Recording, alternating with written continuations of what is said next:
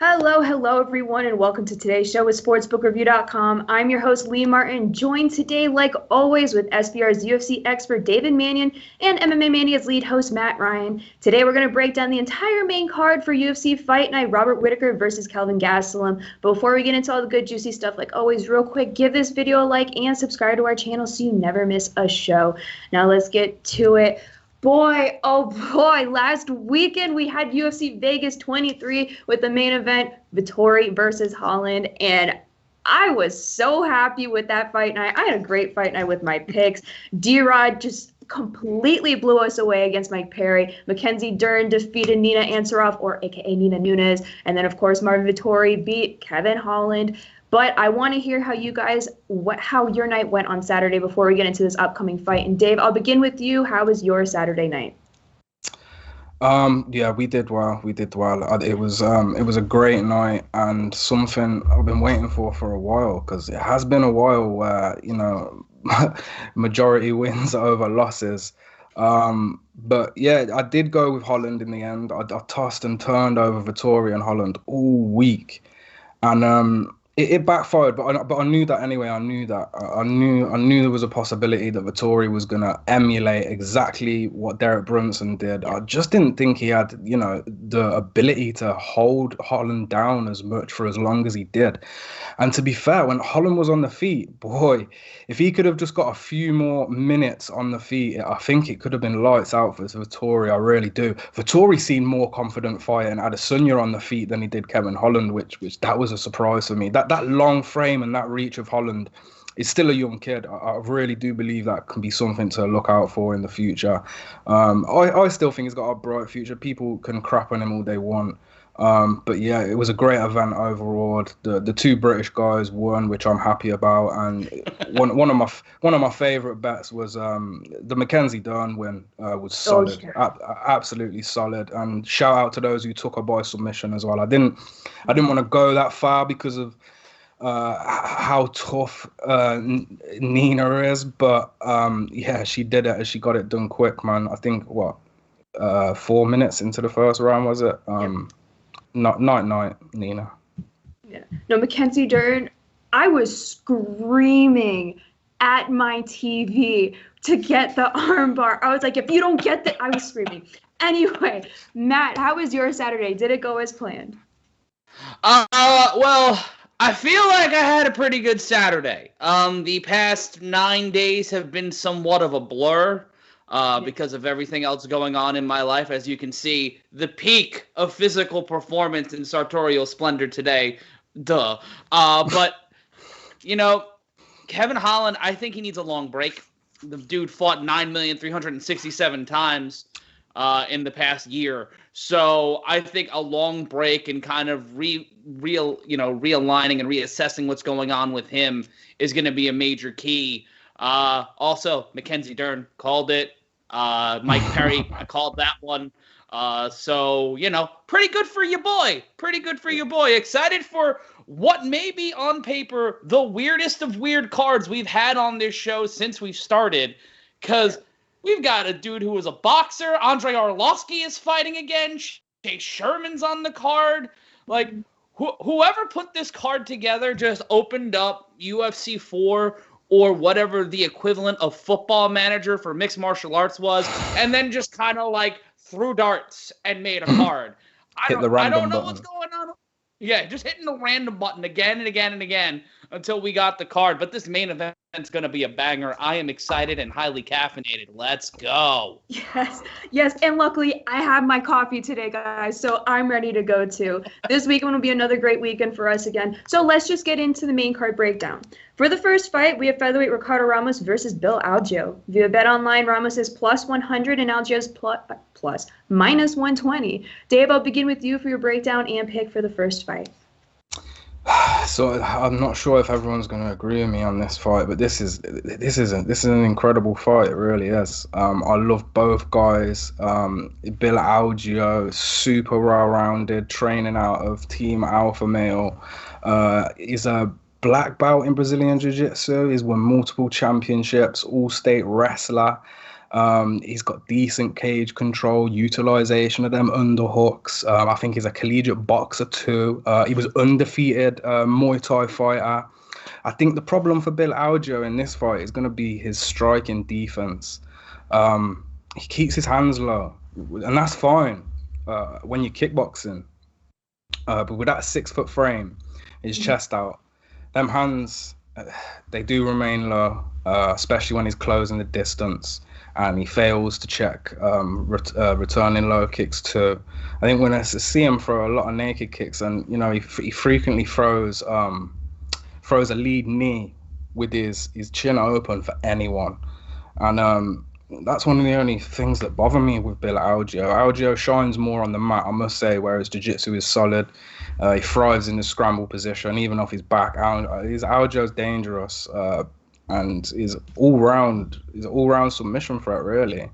That being said, he's still great at Muay Thai base. He's great in the clinch, solid kickboxer, as I mentioned, and he likes to throw a lot of flashy, unorthodox strikes at times. As for Ricardo Ramos, this guy is also incredible at jiu-jitsu, which we could see this fight end up being. It could be, a lot of ground wars going on. Ramos isn't just great at grappling and BJJ though. His footwork, his fluency in the cage is definitely a sight to see. He's confident on the feet, but maybe should avoid those spinning attacks, which was his downfall when he got knocked out. It's a bit of a double-edged sword. Stick to your fundamentals, jabs, hooks, kicks, high and low.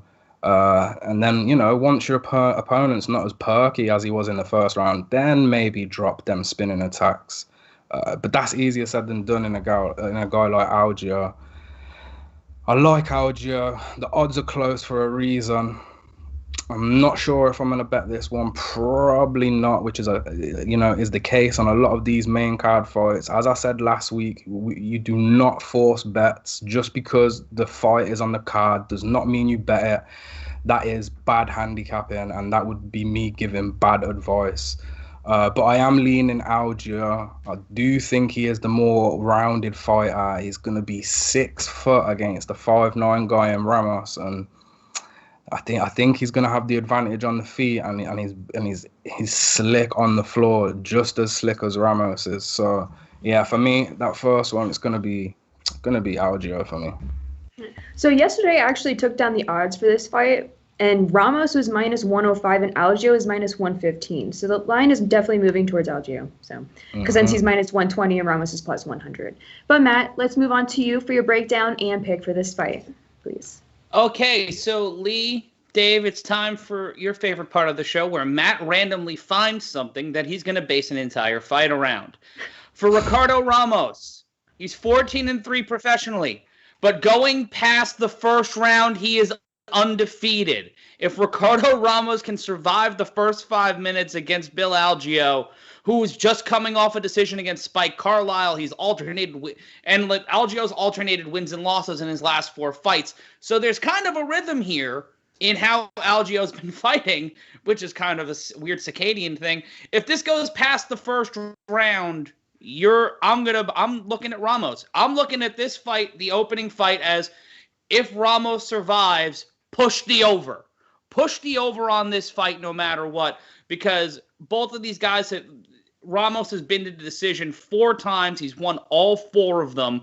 And Algeo is most of his fights, 8 of his career fights have gone to a decision. He's 5-3, the deep, once we go to the scorecards.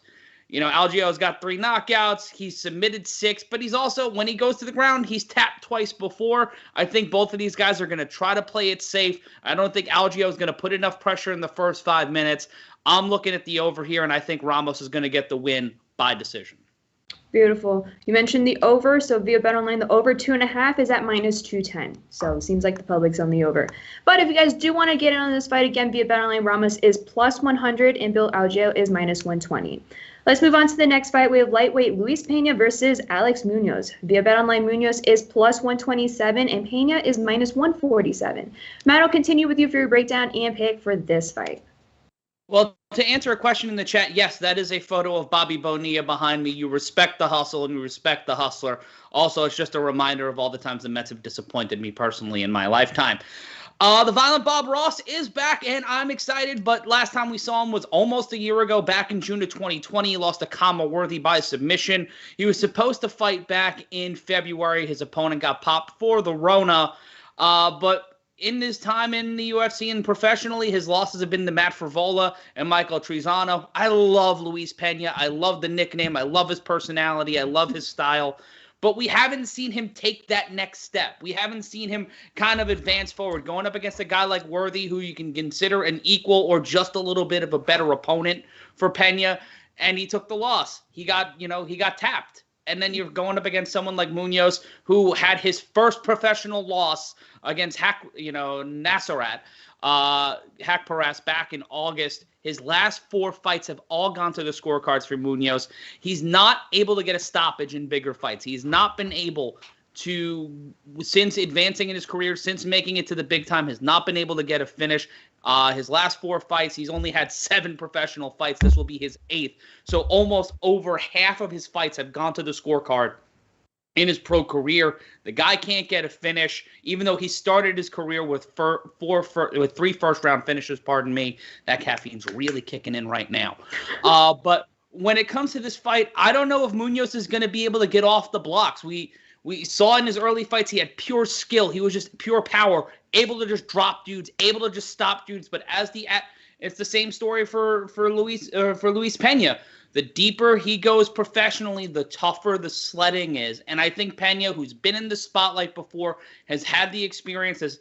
He might not have fought as recently as Munoz, but it's a comparison of 2 months, not 2 years. I'm going with Luis Pena here. I think he's going to get his 3rd knockout. I think he's going to stop Alex Munoz in this fight. All right, beautiful. Well, how about you, Dave? Do you agree with Matt, or do you have a different take on this fight?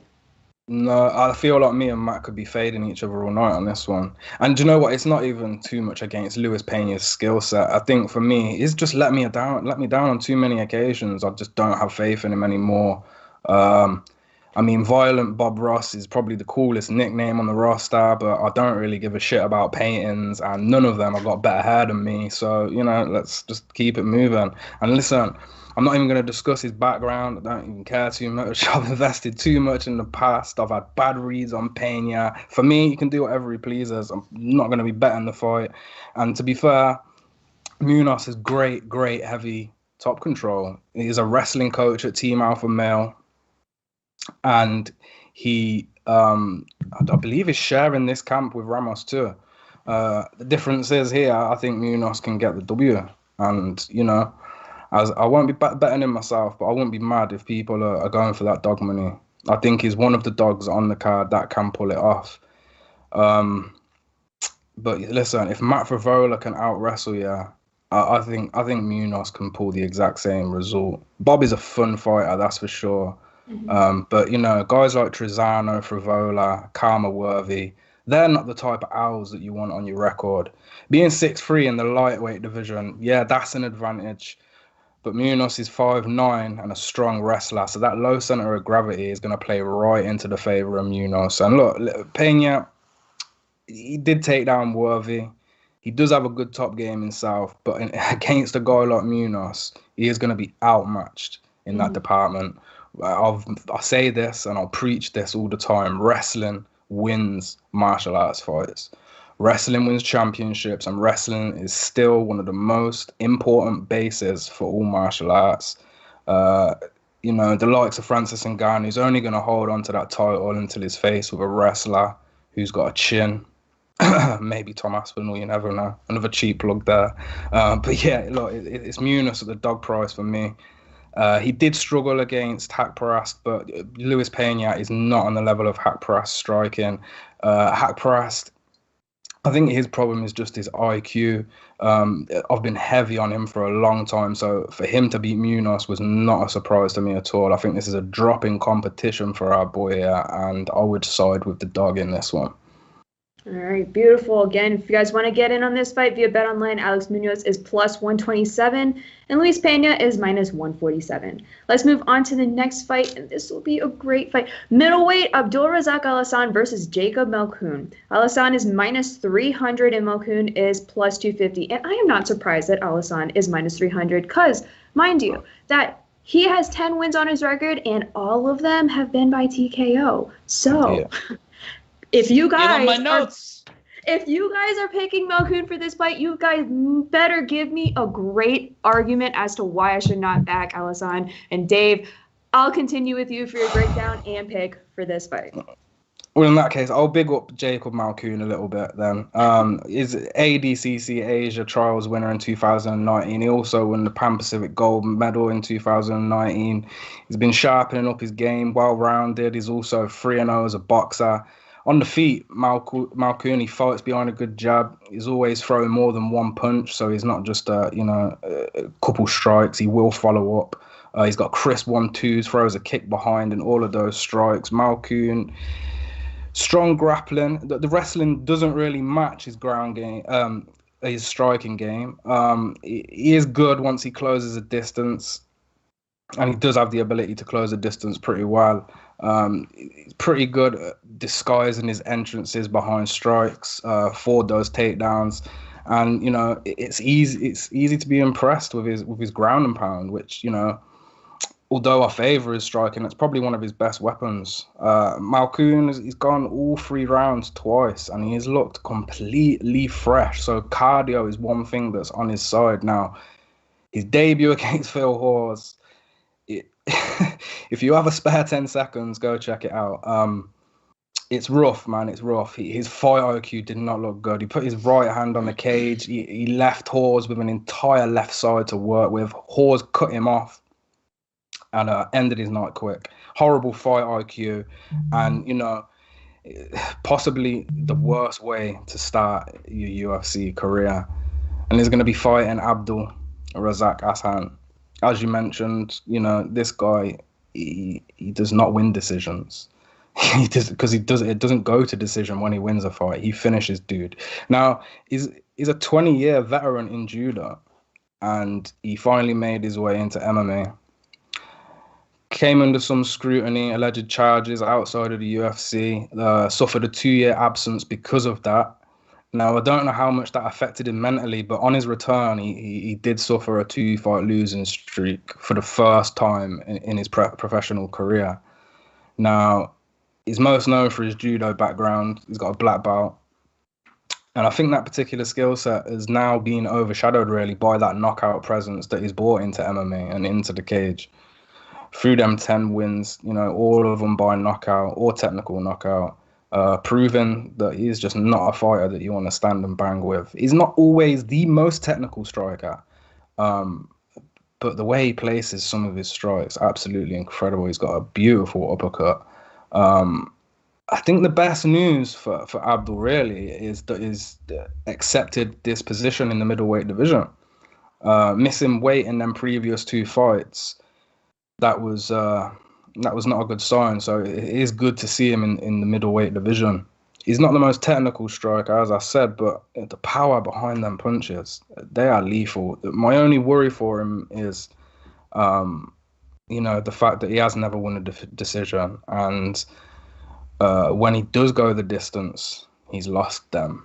So, that is something to think about, especially when I was mentioning how Malkoun has great cardio. And he's quite a good all-round fighter.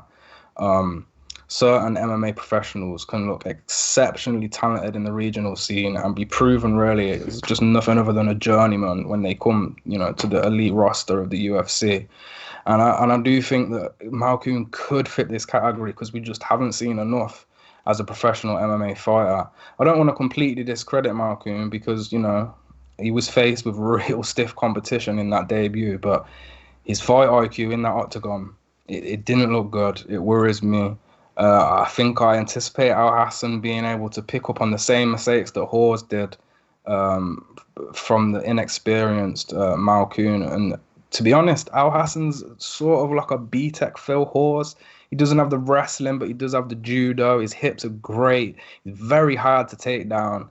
I think if Malkoun escapes the first round, maybe sketch out the second round and see how well he's doing, because there could be a chance to jump on this live. But besides that, Alhassan fixing the weight issue and having them lethal fists, I do think there's a big possibility that he could get the knockout this weekend. All right. I just keep looking at it, and Jacob Malkoun, he has one loss on his record, and yes, it's by TKO. So that's why it's either, in my mind at the moment, it's either Alhassan finishes him or it goes to the decision, and Malkoun wins. That's how I see it. But Matt, I would love to hear what you have to say for this fight. Well, Jacob Malkoun is a former pro boxer. He's 3-0 as a professional boxer. So when you take that into account, and you take into the account my favorite thing in the world, the baby cage, when you have that smaller cage, you have less space, and Alhassan has that judo background, but he may need a lot of room. He's going to need some space to get a guy like Malkoun into a position to take him down, to take him throwing him. And I think Malkoun can maximize that space, that area, to get some good angles, get some punches. Now, Alhassan has Lee said all of his wins have been by knockout or TKO. He has crushed 10 other human beings with his hands. So you give that to Alhassan. I think Alhassan has too many variables, too many skills to really get, to take the loss here. I would stay away from this fight because Malkoun, he can find angles. He's got that ability to find punches. He's got a solid base in pro boxing, but this ain't MMA. But I can't really. I'm going with Alhassan. I just can't see how this fight is going to end. I could see it ending early, but it's going to be a weird fight. I can see this fight being a very weird fight. Yeah.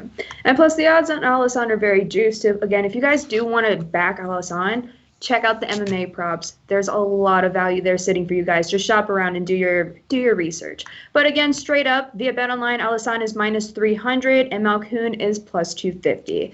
Now, on to the next fight. And Matt, you must be so excited for this because we have heavyweight Andrei Arlovski versus Chase Sherman. Via BetOnline, Sherman is +102 and Arlovski is -122. Matt, I will continue with you for this big boy fight.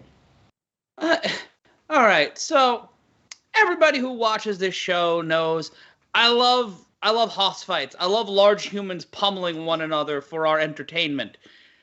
But Andrei Arlovski, sweet mother of God, he's 4-5-1 no contest in his last 10 fights. Yeah.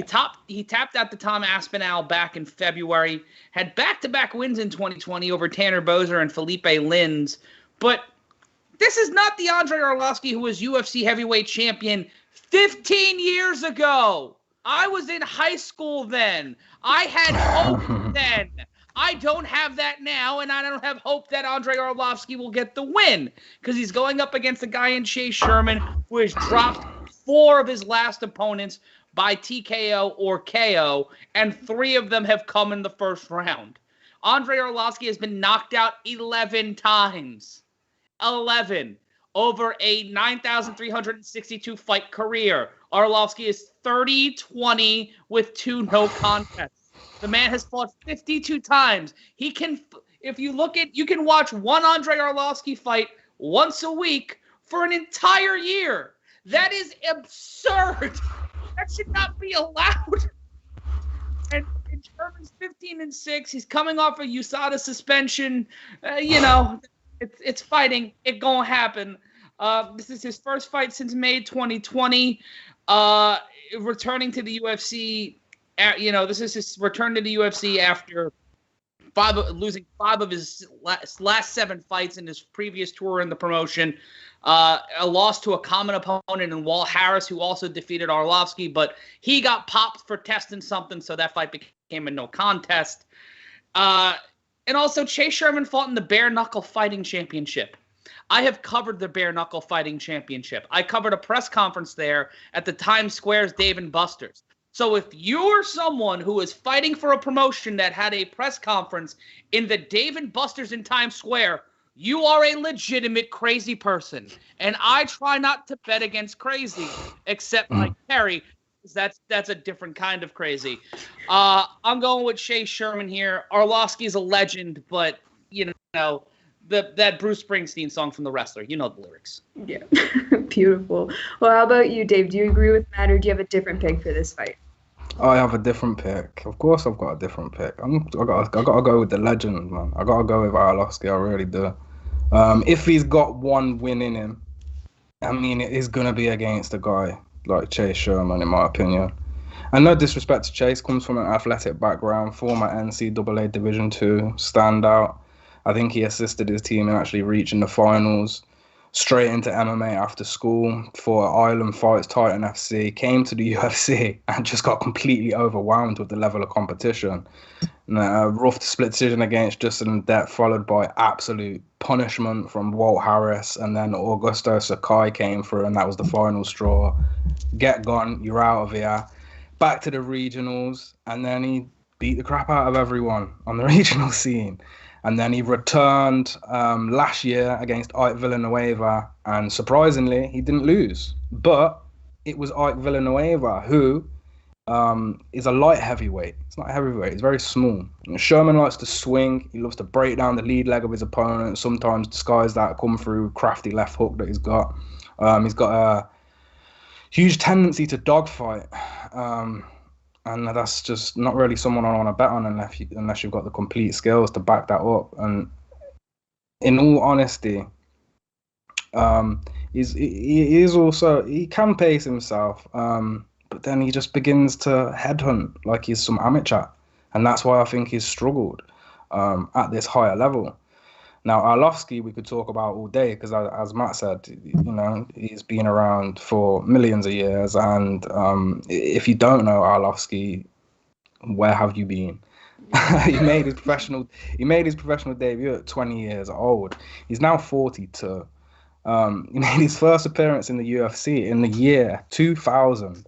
There's no one else on this UFC roster who has been competing for the company as far back as 21 years. And yeah, he did go to other organizations, but it wasn't a long stretch. I think he fought in Strikeforce, but that was owned by the UFC anyway. He's international master of sports in Sambo world champion, brown belt in jiu-jitsu, former M1 kickboxing champion, former UFC heavyweight champion, interim champion. And, that war with Tim Sylvia, memorable trilogy if you're an old school UFC fan. Highest takedown defense in the UFC heavyweight history. But that did not stop Tom Aspinall from rocking his cranium and getting him to the floor. Another cheap pop on Tom Aspinall. I'll do what I want. I love my English fighters. That fight was incredible. But guess what? Chase Sherman is not Tom Aspinall. He's not even close. So back to that highest takedown defense in UFC history. Tommy boy, he ran through him, choked him out real quick. The good news for Arlovski is that he did not look completely over damaged, although in that first round he did take a flurry, which was absolutely brutal. And look, if you're a nerd like me, when it comes to MMA, you've been a fan of Arlovski at some point during his career. He's been on this roster longer than everyone. Former champ, as I mentioned. The Tim Sylvia trilogy, you should definitely go check it out. The problem with Arlovski is that he is 42 years old, but he's still battle proven. And I think he's proven himself, maybe proven himself a bit too much. The Vanilla Gorilla, the thing with him is, the thing with beating Ike in his last fight, is just a small dude and a natural light heavyweight. And that's where Ike went straight after that Sherman fight, went straight to light heavyweight because that's where he belongs. Now, Sherman's always looked good against low level of opposition.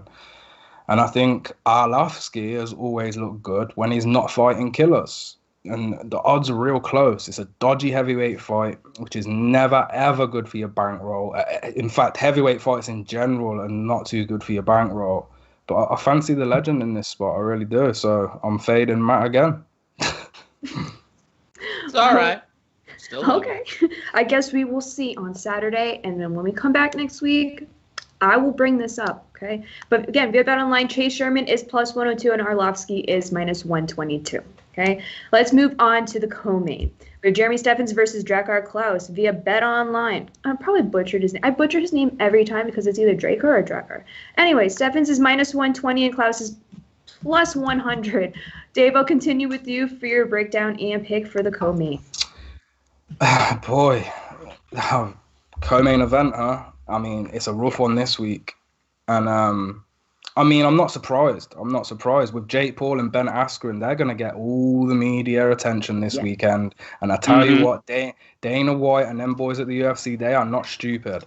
As Matt mentioned at the start of the show, they've just hit the random button on anyone. And I think that's what they needed to do this week. Obviously, they always need to put on a good main event. And I did prefer the original main event with Costa, but, you know, it is what it is. Little Heathen, this guy is all about violence. The beating that he put on Josh Emmett was the last time he won. That was really impressive. But then hitting a 4-fight losing streak, it is rough. That being said, the 4-fight losing streak is against some of the best that the featherweight division has to offer. So you cannot be mad at Stephens for his losses whatsoever. It's always like former or current top 10 fighters that Stephens comes up short against. That's something that Drakkar Klose is not. So, yeah, and now he's stepping up a weight class, which is also good, from featherweight to lightweight. Some of his best work comes in the form of them calf kicks, them heavy hands on the inside. Not so great at range, but almost... With stats almost identical to Klose, maybe he won't have to worry so much about that range fight. And he does have a solid background with Alliance MMA, which can be sometimes good for a fighter, sometimes bad. You know, often loyalty can sometimes affect a fighter's true progression if his training has come to a stalemate. Now, Klose, for me, he is the more technical fighter. I don't think anybody can deny that if you go and watch these two fight. Both men are very durable, despite a few finishes on each of their records. They are durable, real durable. Klose is patient. Klose is strong. He can crack too, just like, not as good as Stephens, but he can crack. I think the problem for Klose is he just likes to hang around too much. And I would not be surprised to see either man get rocked, dropped, or KO'd in this fight, because they do both hold that ability. But I'm not liking the side in this. It is too close. I am leaning Drakkar slightly, just because he's the more technical fighter and just really, fresher. But I don't like the side. If anyone can get a clean read on this fight, I applaud you. But I'll edge Klose, I guess. Less damage taken. Stephens got more miles on the clock. But believe me when I say this is with complete hesitance. Close to win by decision. Maybe the over, because they're so durable. I can see it over being a good play. I think it's at about minus 162, so the price is not the worst. Yeah, but the over 2.5 is minus 170 right now at Bet Online. Yeah, so the bookie feels the same. Exactly. All right. Well, how about you, Matt? Can you read this fight good? Do you have a particular pick for this fight?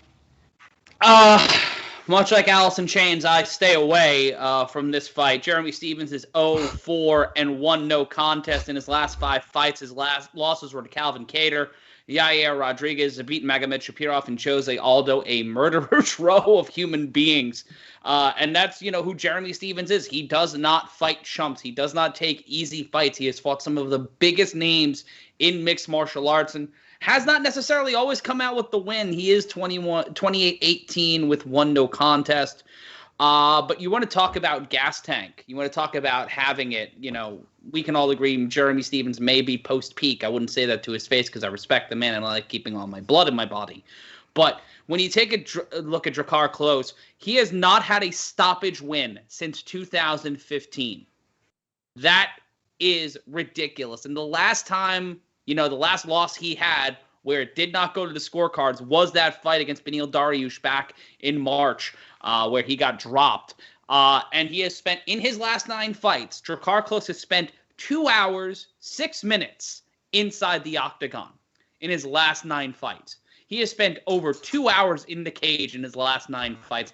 That is absurd for anyone, let alone, someone with the reputation as Klose. When you take a look at that, it's like, this dude's ready for anything. But if I'm looking at anything in this fight, if I'm looking to put anything on it, I'm going with the over.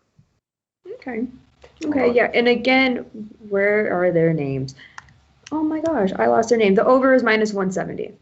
There you have it. But again, if you guys do want to get in on this fight, straight up via BetOnline, Stevens is -120 and Klaus is +100.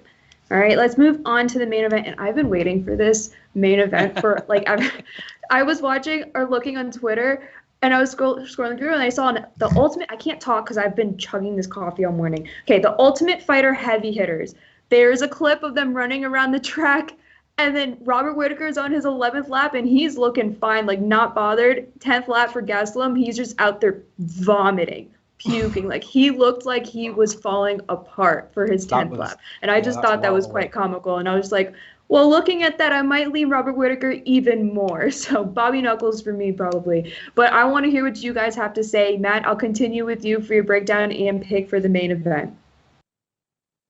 Kelvin Gastelum is a guy who should get a lot of respect from everybody in MMA circles. The man retired Michael Bisping. Whether or not Bisping should have took that fight is immaterial. But this is a guy who his major losses were to Jack Hermanson, Darren Till, and Israel Adesanya. So in terms of common opponents, he and Whittaker have a lot in common. But at that point, it kind of just ends because Robert Whittaker is a rare breed in combat sports. He's got 2 straight wins since losing the title to Adesanya, decisions over Darren Till and Jared Cannonier. So he just stepped into the lion's den after losing his title, gave no Fs, as the children would like to say.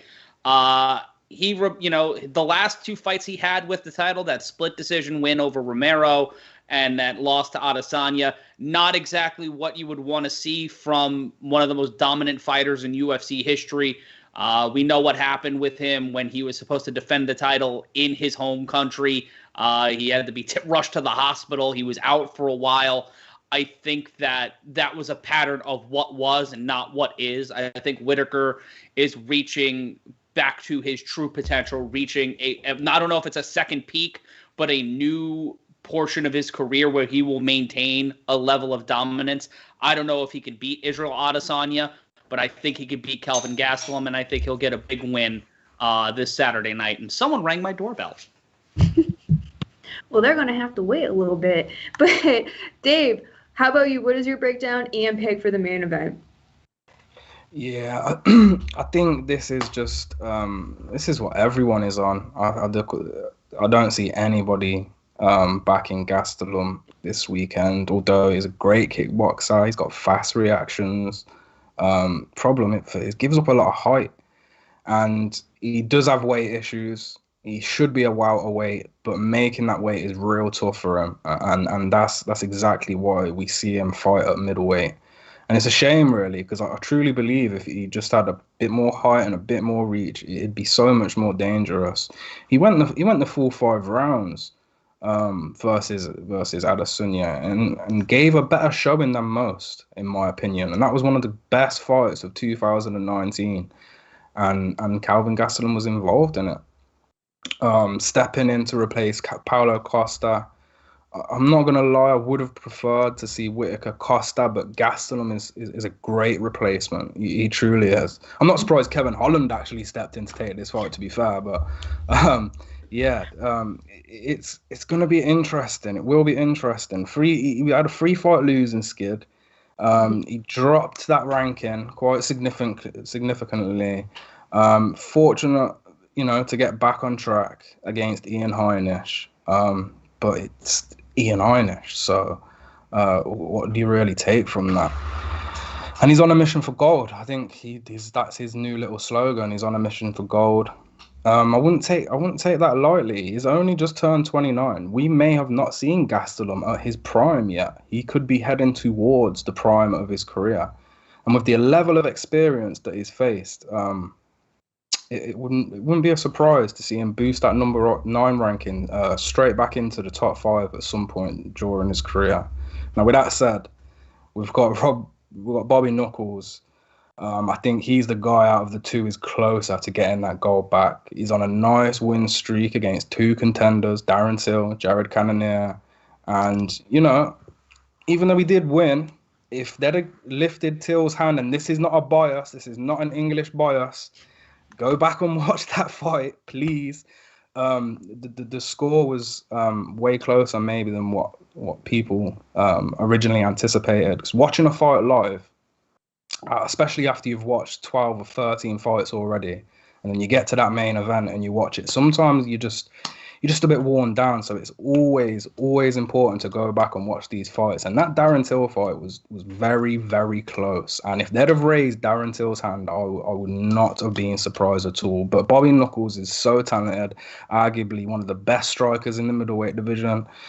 Great distance control, great at drawing his opponents in, incredible counter striking. And, you know, look, you can trick the mind of someone like Adesanya, but Gastelum, his fight IQ has tended to let him down on some occasions. He's got high kicks, front kicks, not as many low kicks as I'd like to see, but, you know, he's quite heavy on that lead leg at times. But Gastelum does have that similar problem in loading up the power on the opposite side. Gastelum and Rob equally are both tough. Much like the co-main event that we've got. The durability of these men is something that we should keep in mind. Now, speed, wrestling, his mixture of strikes utilised have to be in favour of Whittaker for me. While I would lean maybe Gastelum on being the stronger man who's definitely going to pose some threats from southpaw, especially that liver shot. And as I was mentioning Darren Till, another southpaw. Whittaker did struggle at certain moments to figure out what's going on. Now, Gastelum got 6 takedowns against Ian Heinisch. Do not forget about Kelvin Gastelum's wrestling background. He does have a wrestling background, Division 3, NCAA Division 3, I think. And look, Whittaker is highly praised for his wrestling as well, and more so his jiu-jitsu of recent from his coaches and teammates. We don't see this as much in the octagon as we'd like to. But, you know, if you speak to his gym, they're going to tell you that Rob is one of the best at grappling in the class. But really, I just can't see. Gastelum had that wrestling advantage against Heinisch. He's not going to have it against Rob here. We could be on for just a straight kickboxing scrap here. And you have to side with the former champion in the juice. He's just so much better at range.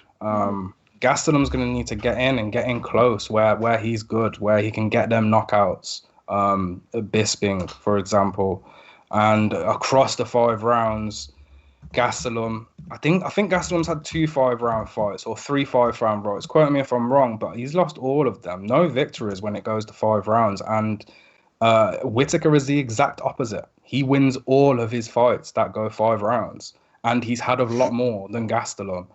And Yuli mentioning the gas tank of Kelvin, although he is at middleweight, I do see that becoming an issue, especially if they do get into some grappling exchanges, maybe some cage control from Rob, or maybe even Gastelum gets a bit shook on the feet and he's watching back that Ian Heinisch fight and thinks, you know what, I took Ian Heinisch down 6 times, let me try this on Rob. That could definitely backfire against him and drain his gas tank more than he intended. The juice is not pretty, and the juice is never pretty in a main event fight, but I do have faith in Bobby Knuckles. If you're not the type of person that wants to pay up 2.5 to 3 units to collect a unit, then maybe just think about adding Whittaker to your parlay. And I think we'll see the former champ have his hand raised. And I'm going to say by decision, although if it's not by decision, I predict maybe a high kick. You know, them high kicks are great. It's so precise with them high kicks. It's not so much the power of Whittaker in the case. It's just the preciseness. He hits straight on the spot, and I do feel like that could be a method of victory. But ultimately, I think it's going to be Whittaker by decision. Yes. Yeah, so I was actually just looking at the MMA props because, again, you mentioned the juice. So I was curious. And Robert Whittaker by points is plus 125. So there's the value for you right there if you wanted to, if you're going to back Robert Whittaker. But again, straight up, Robert Whittaker is minus 270 and Kelvin Gastelum is plus 230. And for me, it's nothing against Kelvin Gastelum, but every quality just points towards Whittaker for me. So I'm going to back Whittaker for this one. But that is all we have for the main card breakdown. Now it's time to go into, dabble into the prelims real quick. So, Matt, I'll start with you. Do you have a prelim that you're looking out for or a lock on the card that we should know of? Well, the lock on the card for me is going to be Robert Whittaker. It's hard to get, after Dave basically waylaid the entire any case for Kelvin Gastelum, especially in a 5-round fight. It's hard to bet against Robert Whittaker, especially after his last couple of fights. So for me, that's the lock of the night. When it comes to the prelim card for Saturday night, taking a look at this, we've got, my fight to look out for is the big boy fight. Alexander Romanov versus Juan Espino. These guys look like they're about to punch each other in the face. It looks like a KSW main event more than anything. But, we've got Gerald Mearshart, a UFC vet, on the prelims. These prelims are a little lighter than usual. Our top prelim is Tracy Cortez versus Justine Kish, who, if you're a diehard UFC fan, you've heard Justine Kish's name before. But I'm always going with the big boy fight. I'm going Romanov versus Espino in that one. Beautiful. Well, how about you, Dave? Is there a prelim fight you're looking out for or a lock on the card?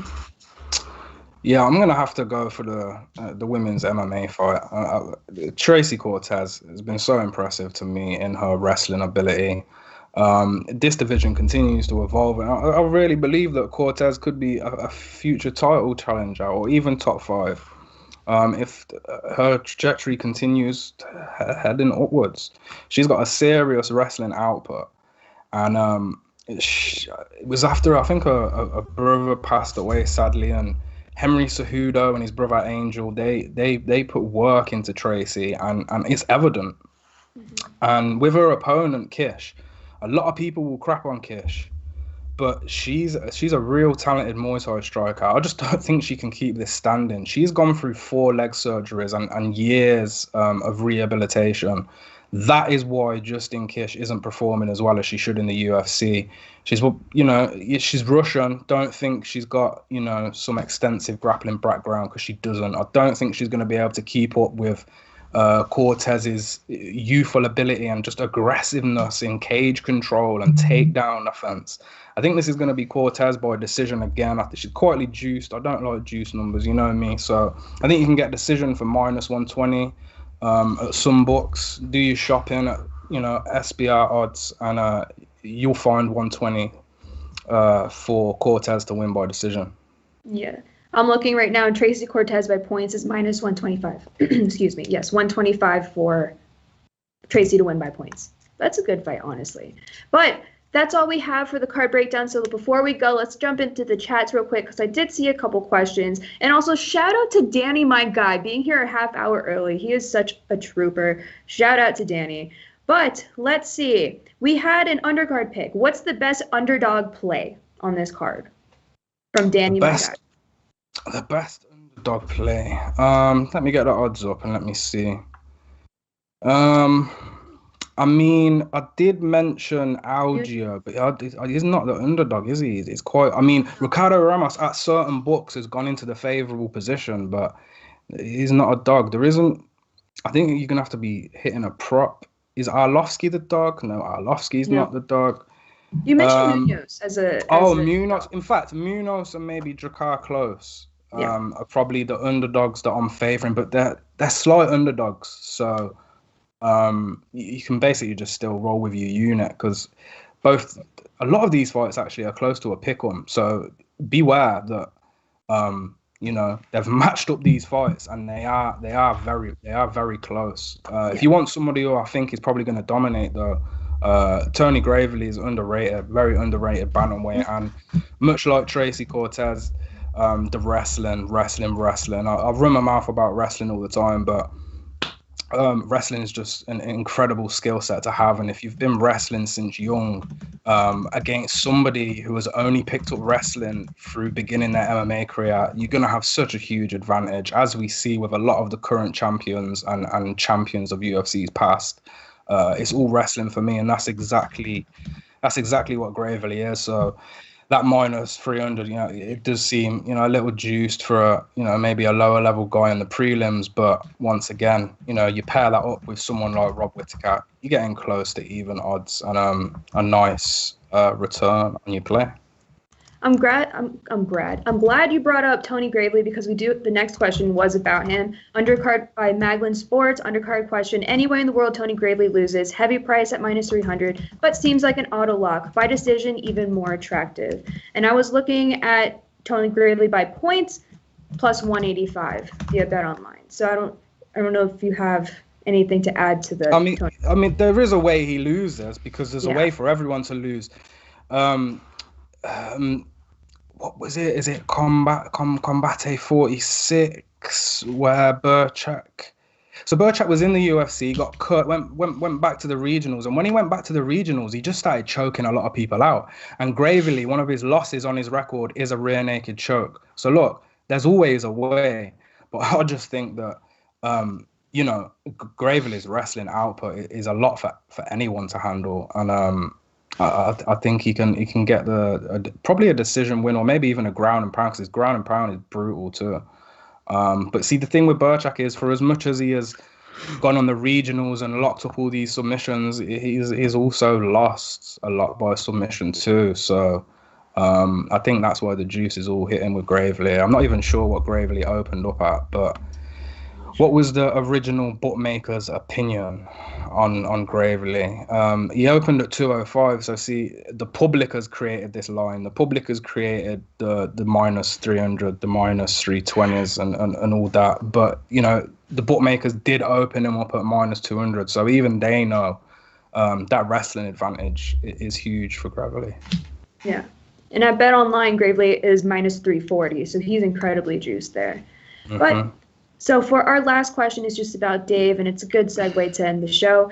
Do you guys cover Bellator, and what do you guys think about One Championship? And this is from Danny, my guy. Dave covers everything MMA related. You could check out all of his articles at sbrpicks.com/UFC. Again, he covers Bellator. Just go there, check out all of Dave's articles. He writes like 10 articles a week. So this man has the most MMA knowledge that I know of. So bless Dave. But anyway, that's all we have for our entire main card breakdown for UFC Fight Night. Robert Whittaker versus Kelvin Gastelum. Again, if you aren't following the guys on Twitter, definitely give them a follow. You can follow Dave at @DMannion_ and Matt at MRyan Consulting. While you're at it, just give SBR a follow at SBR Sports Picks. And again, for more breakdowns and picks for anything UFC or MMA related, just go to sbrpicks.com/UFC. Now, I wish you all the best of luck this weekend, and I'll see you next week.